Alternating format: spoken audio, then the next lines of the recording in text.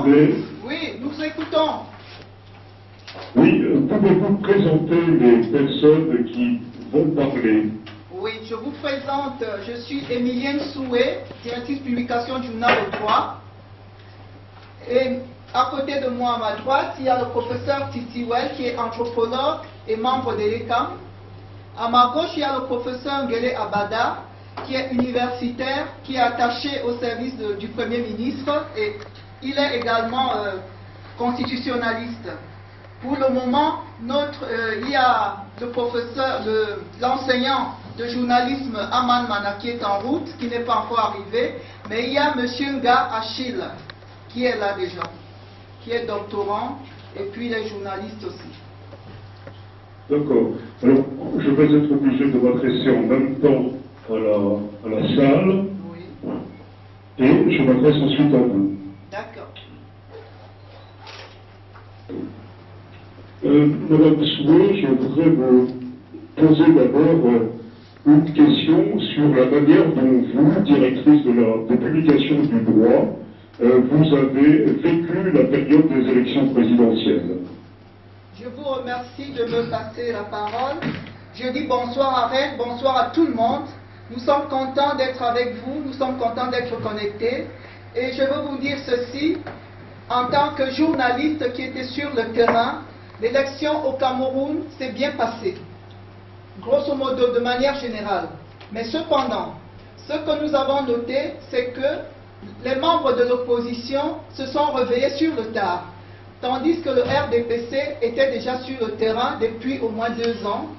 L'opposition a été très timide, elle a été dispersée, elle était presque malin, au point où on ne savait pas si il pouvait avoir un candidat de ce côté. Mais cependant, ils se sont alignés sur la position du président Paul Biya. Dès que Paul Biya a déposé sa candidature, le leader de l'opposition, John Fundi, s'est arrimé à cette position. Il s'est déclaré, parce que maintes fois, il a fait des volte-face où il exhortait ses militants à ne pas s'inscrire sur les listes électorales, mais il a changé de position dès que le corps électoral a été convoqué. Bon, alors, nous avons vu une opposition qui était dispersée. Ils étaient nombreux, je peux dire une 50aine pour une élection présidentielle. Beaucoup n'étaient pas connus. Si on connaissait John Fundi du SDF, Ndamjoya, Gargaman de l'ADD, mais les autres, Kawala, aussi était connue par rapport en tant qu'ancienne égérie du SDF, mais qui est devenue, qui s'est séparée du SDF à cause des dissensions internes. Alors, si on les connaissait, ces membres, ces opposants, les autres étaient pratiquement des inconnus. Alors, ce qui a fait dire que l'opposition était une opposition ridicule à la limite, tant sur le nombre de candidatures que sur leurs programmes électoraux qui n'étaient pas très visibles. Voilà ce que je peux dire pour commencer sur les candidatures. En ce qui concerne le processus électoral, vous savez qu'on a créé un organe qui s'appelle l'ECAM. Je laisserai le soin aux membres de l'ECAM qui est avec nous sur le plateau de vous présenter cette structure et ce qu'elle a fait comme travail pendant le processus électoral. Certes, la structure, dès le départ, a été décriée, elle a été à la limite contestée. Il y a eu des réaménagements. Jusque-là, l'opinion n'était pas toujours rassurée en se disant que la plupart des membres de l'ECAM étaient du RDPC. Mais cependant, l'ECAM a fait un travail. Ce n'était pas facile, c'était un baptême de feu, mais je pense, à mon humble avis, qu'ils s'en sont sortis malgré quelques dysfonctionnements. Et d'autre part, ce que je voudrais dire, c'est qu'il y avait une peur certaine, c'est-à-dire qu'on avait peur des troubles pendant ce processus électoral. On a su endiguer, c'est-à-dire tout mouvement, le gouvernement a su endiguer tout mouvement, de telle sorte que les élections présidentielles se passent dans le calme et dans la sérénité. Voilà pour le moment ce que je peux dire. J'attends d'autres questions. je vais rappeler les résultats de l'élection présidentielle au Bénin. L'élection présidentielle a eu pour résultat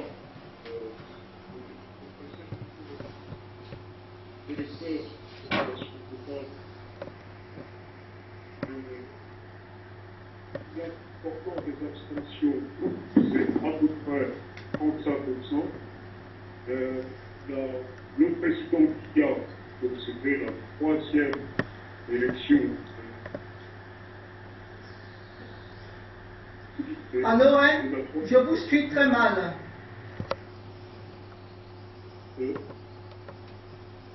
Allô? Oui? Oui, je vous suis. Oui. Ouais. Voilà, Oui. c'est bon maintenant, c'est bon, on vous suit. Bon, c'est un peu chaotique et périlleux. Je vais m'adresser au professeur Nouellet. Je voulais lui demander pour quelle raison, lui qui était plutôt très critique à l'égard du président Biya, pourquoi il a fait partie finalement de l'ENECAM. Pourquoi a-t-il accepté d'en faire partie? Eh bien, merci beaucoup de m'avoir posé cette question. Nous utilisions au Cameroun l'expression critique constructive. Je crois qu'en France aussi on la connaît. On ne critique pas pour critiquer, on critique pour que les choses s'améliorent. J'ai été très critique, j'ai observé 3 cycles électoraux en publiant des rapports critiques et en disant ce que la loi nous demandait de faire et ce qui avait été fait sur le terrain et en proposant ce qu'on devrait faire par la suite. Voilà, même lorsque les membres de l'ECAM ont été nommés, au moment où tout le monde disait bon, ils sont du parti au pouvoir, ils ne peuvent rien faire, moi j'ai cru, comme Rousseau, à la perfectibilité de l'être humain. Et je me suis dit, ces gens-là, on ne peut pas attendre d'autres. On peut travailler avec eux dès le début de cette année, janvier. Je suis allé sur le terrain avec des jeunes qui travaillent avec la société civile, recueillir les informations, la manière dont les inscriptions se faisaient. Et j'ai rencontré les responsables de l'ECAM en leur disant, voici ce que dit la loi, voici ce qu'on constate sur le terrain. S'il vous plaît, faisons mieux. Alors, donc, au moment où on m'a appelé, ben, on m'a appelé pourquoi? Ben, j'étais en train de dire qu'il faut faire mieux. On me dit, ben, venez dedans pour que ça soit mieux. Je ne vois pas pourquoi je devais refuser. Je ne critiquais pas pour critiquer, je critiquais pour que les choses aillent bien. Et j'ai été content d'aller donner ma part, faire ce que je pouvais faire pour que le cycle électoral, le processus électoral soit le plus parfait possible. Voilà, c'est la réponse que je vous donne. Merci. Quels ont été les progrès que vous avez pu faire mener par ENECAM en ce qui concerne les inscriptions sur les listes électorales et quel genre de contrôle avez-vous pu exercer sur les résultats? Bien, alors, je pense que ce n'est pas moi en tant qu'individu, mais comme ENECAM, sur les inscriptions par rapport au MINAC, c'est-à-dire le ministère de l'administration territoriale, puis le MINAD, le ministère de l'administration territoriale et de la décentralisation, puis ONEL 1, ONEL 2, ONEL 3, toutes ces structures qui organisaient les élections avant, qu'est-ce qui a été mieux par rapport aux inscriptions? Eh bien, c'est-à-dire que nous avons inscrit, et l'ECAM a inscrit tous ceux qui voulaient s'inscrire. Voilà, ce n'a pas été le cas. Si je me réfère au rapport que, au niveau de la société civile, nous avions établi par le passé, et on voit bien qu'il y a des gens qui voulaient s'inscrire, mais les inscriptions se passaient parfois par les chefs de quartier, les chefs de village, qui connaissaient les individus, ils savaient que tel est de tel parti, eh bien, ils ne leur n'optaient pas.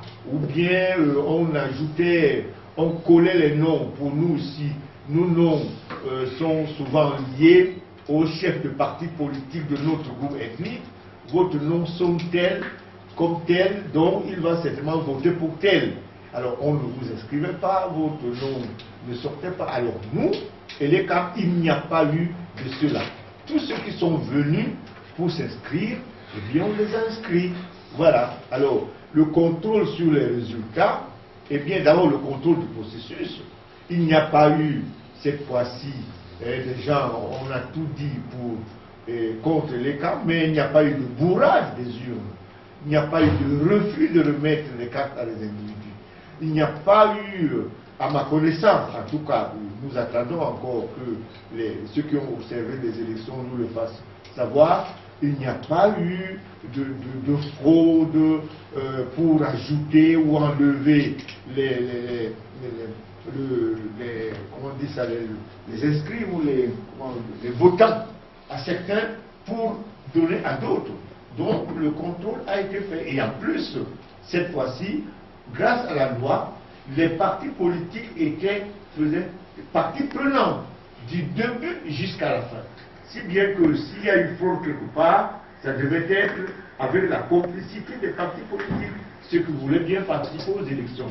Donc pour nous, eh bien, il y a eu une nette amélioration par rapport au passé.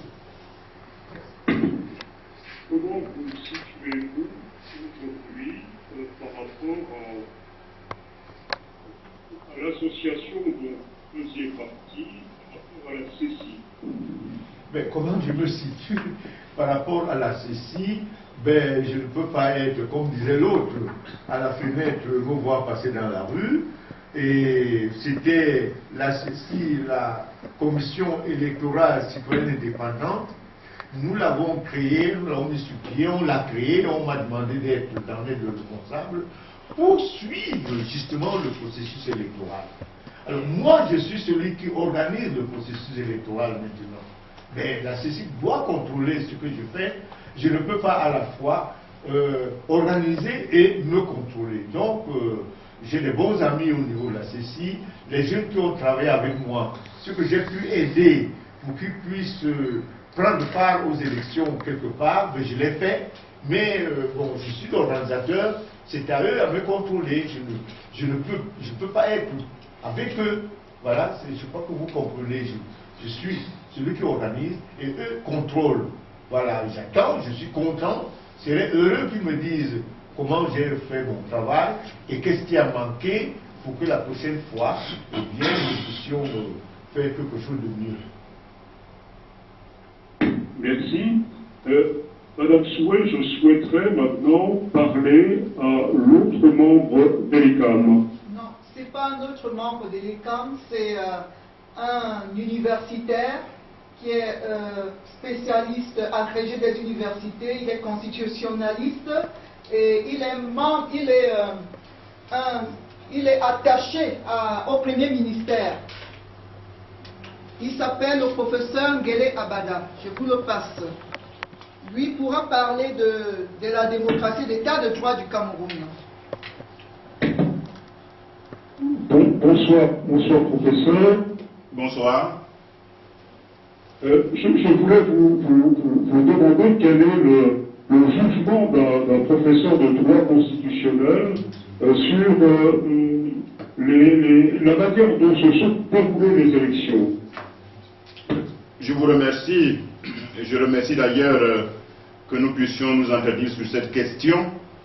Mais je voudrais simplement évoquer d'abord, pour introduire ce propos, dire que l'élection se déroule dans un cadre juridique qui est décidé par l'État.